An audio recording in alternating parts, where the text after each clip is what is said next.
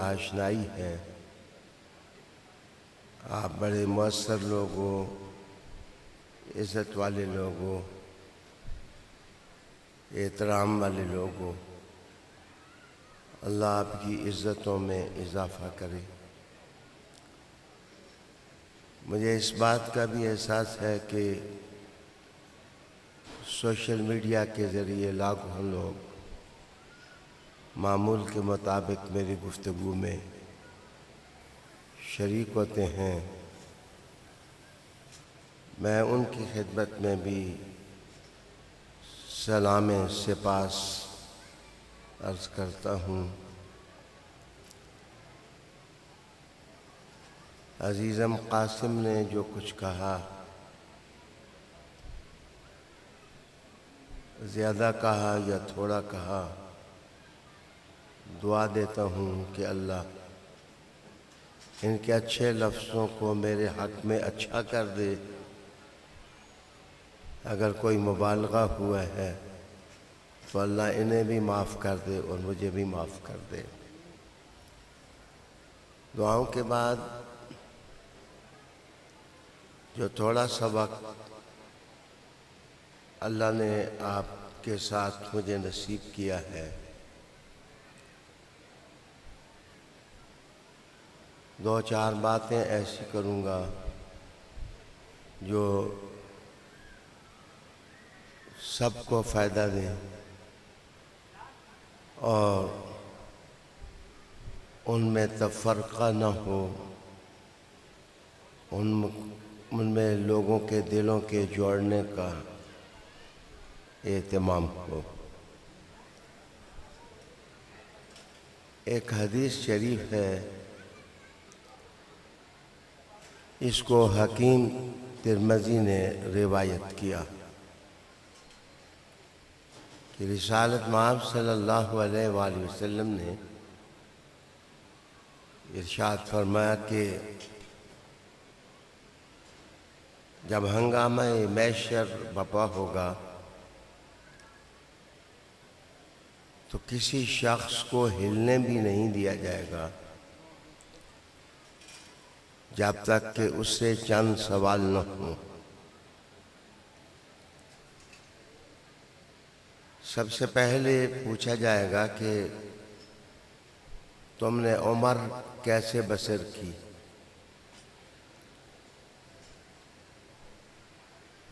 میرے سننے والے دوستو، دنیا میں اگر آپ سے کوئی پوچھے کہ سب سے قیمتی خزانہ کیا ہے تو وہ سونے کی ڈلیاں نہیں یا وائٹ گولڈ نہیں ہے، وہ انسان کی عمر ہے، وقت ہے، ٹائم ہے.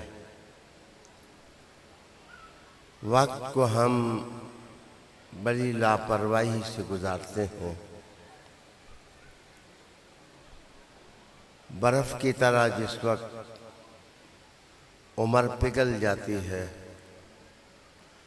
تو اب پچھتائے کیا ہو جب چڑیاں چگ گئیں کھیت. انسان مٹی کا لباس پہن لیتا ہے. پہلی نصیحت تو یہی ہو سکتی ہے کہ اپنے وقت اور اپنی عمر کو غنیمت جانیں. اس کو کسی ایسی جگہ صرف نہ کریں جس جگہ اس کا صرف کرنا اچھا نہ ہو، خدا کو ناپسند ہو، رسول پاک صلی اللہ علیہ وسلم کو ناپسند ہو. ایسی جگہ صرف کریں جہاں اس کا استعمال اچھا ہو. مسلمانوں کی شہرت اچھی ہے ٹائم کے استعمال میں. جنرل گریزی پاکستان کے پہلی آرمی جنرل ہیں. فوج کے قائد اعظم کے ساتھ فوج جب ترتیب پا رہی تھی تو فرسٹ جنرل آف پاک آرمی واز گریزی. تو یہ جنرل گریسی اس کو کہتے ہیں. یہ تھا. اس کو ایک موقع پر دیکھا گیا کہ یہ مسجد کے دروازے پر بیٹھا ہے اور کچھ لکھ رہا ہے. تو جب ہم مسلمانوں کی عادت یہ ہے کہ ہم جس وقت کسی غیر مسلم کو دیکھیں تو کم از کم اس کو مسلمان کرنے کا شوق ہمارے اندر آگ کی طرح جلنے لگ جاتا ہے. تو مسلمان اکٹھے ہو گئے. ایک وجہ تو یہ تھی کہ فرسٹ کرسچین جنرل آف پاک آرمی واز دیئر. پہلا جرنیل ادھر تھا. اور دوسری وجہ یہ ہے کہ وہ مسجد کے دروازے پر تھا. تو ایک پڑھے لکھے آدمی نے اس سے کہا کہ if you are interested to embrace Islam then we can offer. اگر آپ مسلمانی میں دلچسپی لیتے ہیں تو ہم کلمہ پڑھا سکتے ہیں آپ کو. تو اس نے جواب دیا کہ ایبسلیوٹلی ناٹ. میں اس وقت تو اس بارے میں کچھ نہیں کہہ سکتا کہ میں انٹرسٹڈ ہوں یا نہیں ہوں. لیکن ایک بات میں لکھتا ہوں, میں تو اس لیے دروازے پر بیٹھا تھا. punctual nation in the history of nation is Muslim. سب سے وقت کی قدر کرنے والی قوم مسلمان ہے, اس لیے کہ 5 وقت یہ نماز پڑھتے ہیں اور نماز کے بارے میں یہ احتیاط کرتے ہیں. اور میں ایز اے جنرل آپ کو کہتا ہوں کہ جو وقت کی قدر کرتا ہے جنگ وہی لڑ سکتا ہے. جس کو وقت کی قدر نہیں ہے وہ جنگ نہیں کر سکتا. ہر بیٹا بچے اپنے باپ کی تعریف کرتا ہے. میں نے کہا کہ ملک ارشمان حیدر, ابھی بچہ پیدا ہوا ہے, میں نے پہلے ملک کہا. ملک افضال سے پہلے میں نے ملک کہا. میں آپ کو عوان کہتا ہوں, میں چوہان کہتا ہوں, میں ساری قوموں کو خراج تحسین پیش کرتا ہوں. ساری قوموں والے اپنے ملک کہنے پر ناراض نہیں ہوتے. سید جس وقت علی علی کرتے ہیں تو پتہ نہیں لوگوں کو کیا ہو جاتا ہے. میرے خیال میں یہ حسد کا میٹر نہیں ہے, یہ محبت کا مواد ہے. میں افضال بہت خوش ہوا ہوں آپ کا نام سن کے. جب حسین نام پایا ہے پھر ارشمان کے ساتھ حیدر نام پایا ہے تو مجھے لگتا ہے کہیں کربلا سے دوڑتی ہوئی نہر جو ہے وہ اپنا فیض لے کے آپ کے گھر پہنچی ہے. یہ قبائل, یہ قومیں آل رسول سے محبت کرتی ہیں, پیار کرتی ہیں. میں کسی کو ان کا مخالف نہیں سمجھتا, یزید کو ان کا دوست بھی نہیں سمجھتا. بخت اپنا اپنا ہے. رسالت صلی اللہ علیہ وسلم نے وقت کی قدر کا سبق دیا. دوسرا, صحابہ they were anxious to ask this question from Muhammad sallallahu alayhi wa sallam. معاف کیجیے, انٹرنیشنل لیول پر جانے والا بندہ ہوں. واحد مسلمان علماء میں ہوں جس نے وائٹ ہاؤس میں بھی تبلیغ دین کے لیے خطاب کیا ہے, جس نے ہاؤس آف کامن کے اندر خطاب کرنے کا اعزاز پایا ہے, جس نے جرمنی کے ایوان اقتدار میں بھی کھڑے ہو کر دعوت دینے کا اعزاز پایا ہے. لیکن میں جس وقت یا رسول اللہ اور حیدر حیدر کرنے والے ملنگوں کے ساتھ بیٹھتا ہوں تو میری اپنی کیفیت کچھ اور ہوتی ہے کہ یہ محبت کرنے والے لوگ ہیں. صحابہ رضی اللہ تعالیٰ عنہ نے پوچھا کہ حضور اور کس کے بارے میں سوال ہوگا, تو آپ صلی اللہ علیہ وآلہ وسلم نے فرمایا کہ علم والے جو علماء ہیں ان کو ہلنے نہیں دیا جائے گا۔ قاسم صاحب، rather there are difficulties in a way of scholar، علماء کے راستے میں رکاوٹ ہے، کاش کہ وہ سمجھیں کہ علماء کو ہلنے نہیں دیا جائے گا۔ انہیں پوچھا جائے گا کہ علم تم نے پایا تھا تو علم تم نے خرچ کیسے کیا، علم تم نے پھیلایا کیسے، اور علم کی نقابت تم نے کیسے کی، علم کا پرچار کیسے کیا؟ کیا اس میں رضائے رسول تھی؟ اللہ اکبر۔ حضور کی ذات کے بعد بڑا مقام ہے ابو بکر صدیق کا، عمر کا، عثمان کا، لیکن حضور نے علم میں سب سے پہلا درجہ کس کا قرار دیا؟ میں علم کا شہر ہوں اور علی اس کا دروازہ، علی اس کا دروازہ۔ گویا کہ there will be first question to علی، آپ نے اپنا علم کدھر خرچ کیا؟ تو علی کی جگہ گواہی حضور دیں گے کہ یہ میرا علی ہے، یہ قرآن کے ساتھ رہا، قرآن اس کے ساتھ رہا ہے۔ آج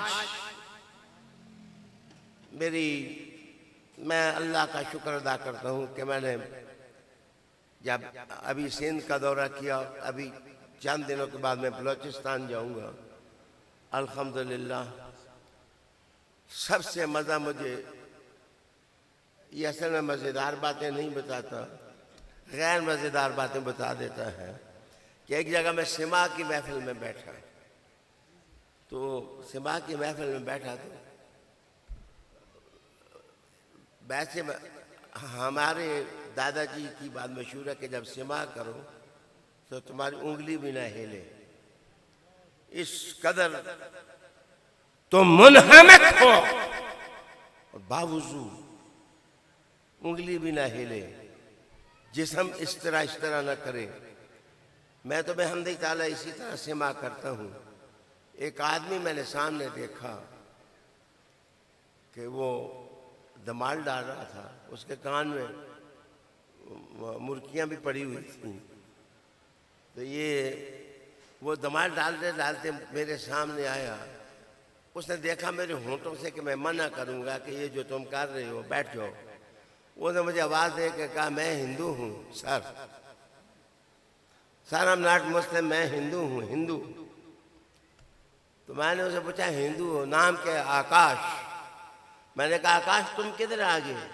انہوں نے کہا مجھے آواز آئی تھی علی علی کرنے کی، میں علی علی کرنے آ گیا۔ وہاں اس کے بعد جو کچھ ہوا میں اس پر پردہ دیتا ہوں، لیکن ایک اعلان میں نے کیا کہ اگر تو مسلمان ہو جائے مرضی ہے تیری، ہو یا نہ ہو، لیکن اگر تو کسی وقت خیال آ جائے تیرے سارے خاندان کا خرچہ جب تک میری آخری سانس ہے میں دوں گا۔ تم اسلام کی طرف آؤ، تم دین کی طرف آؤ، وہ کیا ہوگا اللہ ہی بہتر جانتا ہے۔ لیکن بچے، علماء کا کام ہے کہ علماء کسی کو جاہل کہنے کے بجائے، کسی کو کافر کہنے کے بجائے، کسی کو رافضی کہنے کے بجائے، کسی کو یہ اور وہ کہنے کے بجائے، وہ ان کو حسن سلوک دیں، وہ ان سے محبت کا سلوک کریں، وہ ان کو پیار عطا کریں، ان کے لیے دل کے دروازے کھولیں، ان کے لیے قلب اور الفت کے دروازے وا کریں۔ میں انشاءاللہ آپ کو یقین دلاتا ہوں کہ آج بھی کنورژن ہو سکتی ہے۔ غریب نواز نے کوئی فتوے دے کے لوگوں کو مسلمان نہیں کیا تھا، انہیں محبت دے کے 90 لاکھ ہندوؤں کو کلمہ پڑھا دیا تھا۔ علماء سے پوچھا جائے گا کہ تم نے اپنا علم کس طرح خرچ کیا بھی یا نہ کیا، پڑھایا بھی یا نہ پڑھایا۔ میں آپ سے معذرت چاہتا ہوں، میں پروفیشنل خطیب نہیں ہوں۔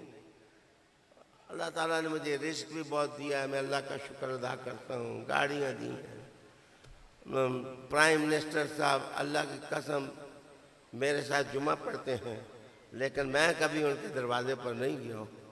وہ ہمیشہ میرے پاس کی تشریف لائے ہیں۔ مجھے ایک دفعہ کہنے لگے کہ آپ کو فخر ہے؟ میں نے کہا فخر نہیں ہے، میں عاجز ناتوان مسلمان ہوں۔ انہوں نے کہا پھر کیا ہے، آپ آتے نہیں ہیں؟ میں نے کہا میں تم سے بڑے بادشاہ کا دراصل دربان ہوں، اس کے دروازے پر کھڑا ہونے والا ہوں۔ انہوں نے کہا بڑا بادشاہ کون ہے؟ میں نے کہا وہ اللہ جس نے سب کو پیدا کیا، وہ اللہ جس نے سب کو پیدا کیا ہے، جو بچھ گیا اور کوچا ہے دیوار یار میں، اس بوریے پہ تخت سلیمان نثار ہو، اس بوریے پہ تخت سلیمان نثار ہو، اس بوریے پہ تخت سلیمان نثار ہو۔ تیسرا سوال، حضور صلی اللہ علیہ وآلہ وسلم نے ارشاد فرمایا کہ علماء سے پوچھ لیا جائے گا۔ میں اکثر علماء کہتا ہوں مولوی صاحب کام خراب نہ کرو، حضرت علی کی پارٹی میں رہو، دوسری پارٹیاں نہ بناؤ، علی ہی کی پارٹی میں رہو، فائدہ ادھر ہی ہوگا۔ احترام سب کا کرو، احترام سب کا کرو۔ میں کسی کے بے احترامی سب و شتم کا نہیں کہتا، لیکن اللہ کی قسم حوض کوثر پر جام کوثر علی ہی پلائے گا۔ اگر اس تشنگی کے عالم میں اگر تم نے جام محبت نوش کرنا ہے تو حضور کی دہلیز نہ چھوڑیں، حضور کا دروازہ نہ چھوڑیں، حضور کا طریقے نہ چھوڑیں۔ انہوں نے کہا جی پھر کس کا سوال ہوگا؟ انہوں نے کہا پھر دولت والے پکڑ لیے جائیں گے۔ ہاں جی تم نے دولت کدھر خرچ کی؟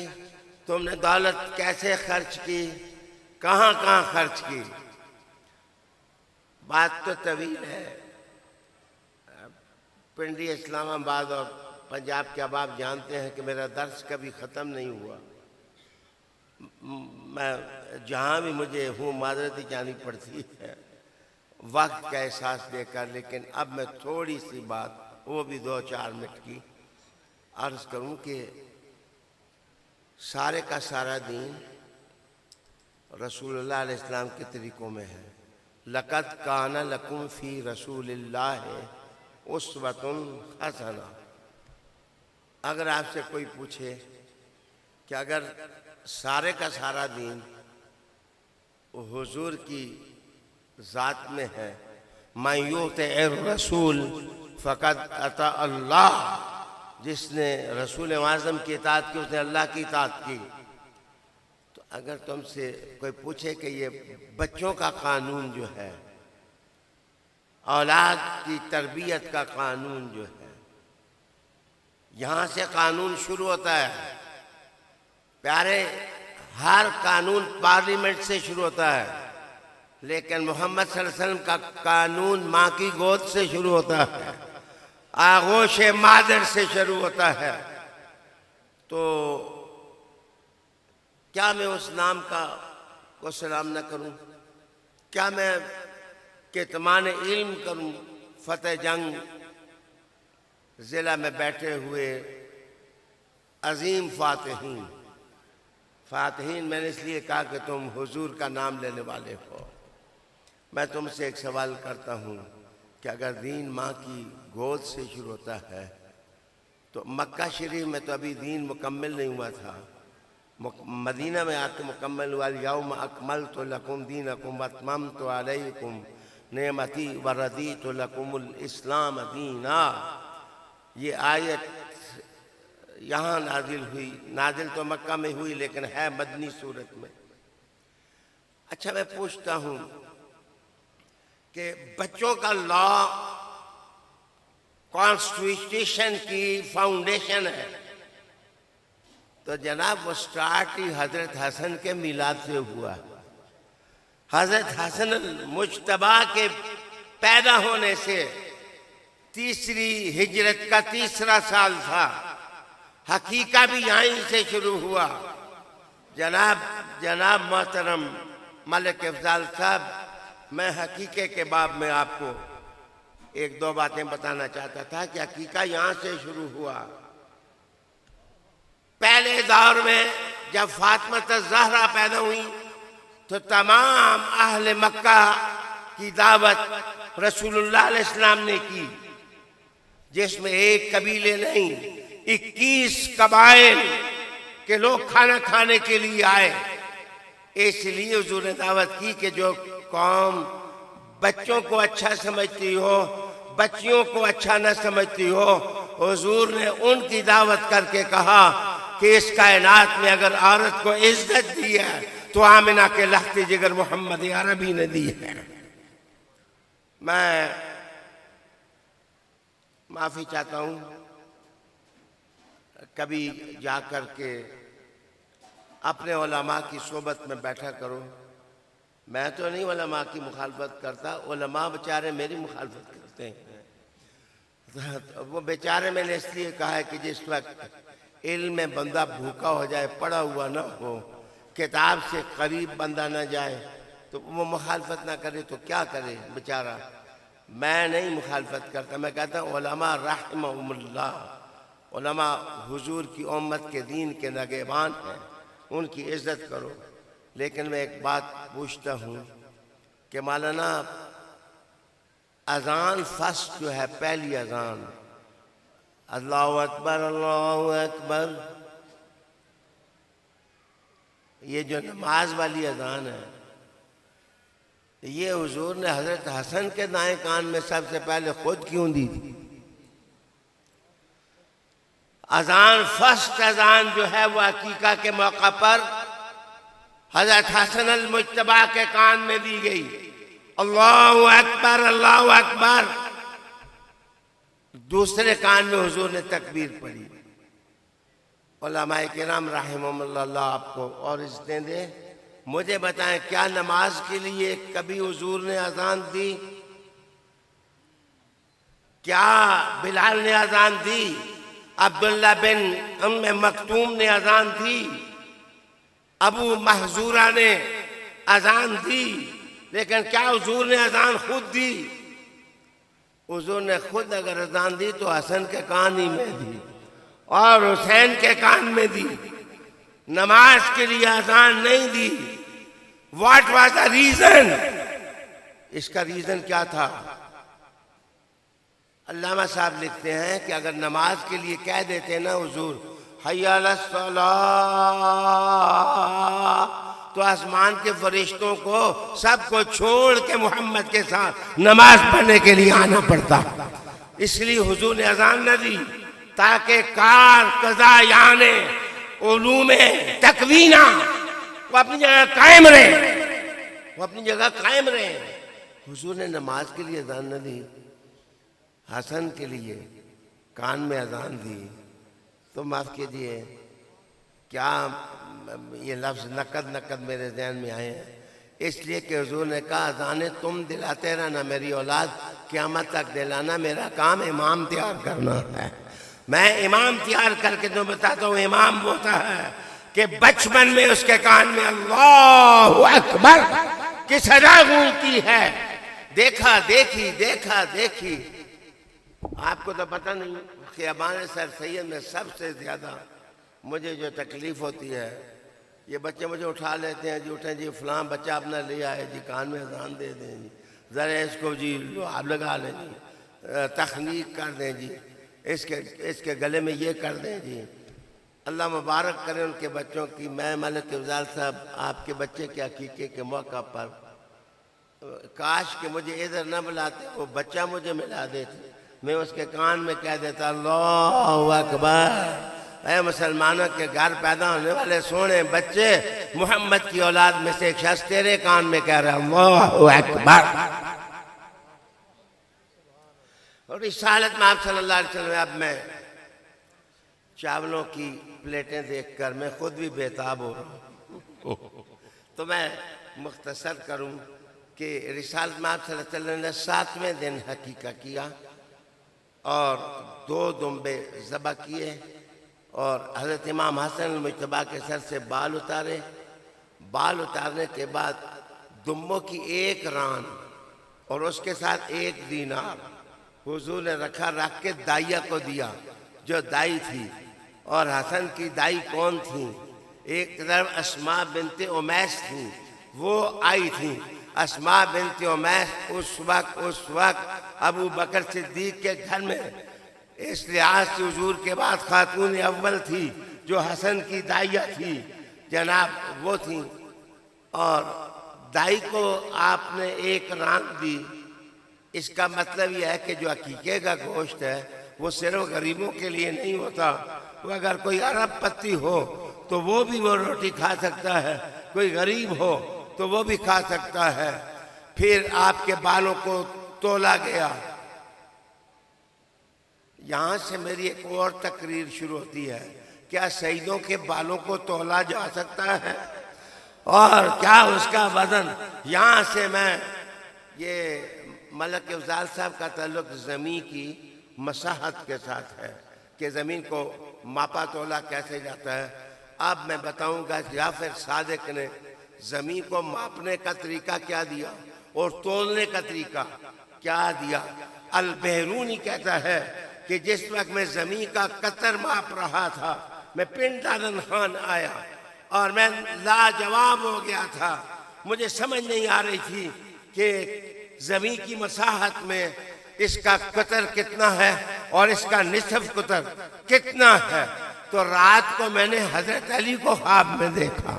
انہوں نے کہا ہمارا طریقہ یہ ہے کہ تم پٹا ڈالتے ہو، تم فیتا ڈالتے ہو اور زمین کو ماپتے ہو، اور جب ہم زمین کو ماپتے ہیں زمین کو بلاتے ہیں، وہ ادھر پھرتی چلی جاتی ہے اور ہم اس کو ماپتے چلے جاتے ہیں۔ میرے دوست، وہ خاندان، وہ خانوادہ جو علوم کا گہوارہ تھا اور رسول کریم صلی اللہ علیہ وآلہ وسلم نے ان کی اطاعت کو دین کا حصہ بنایا۔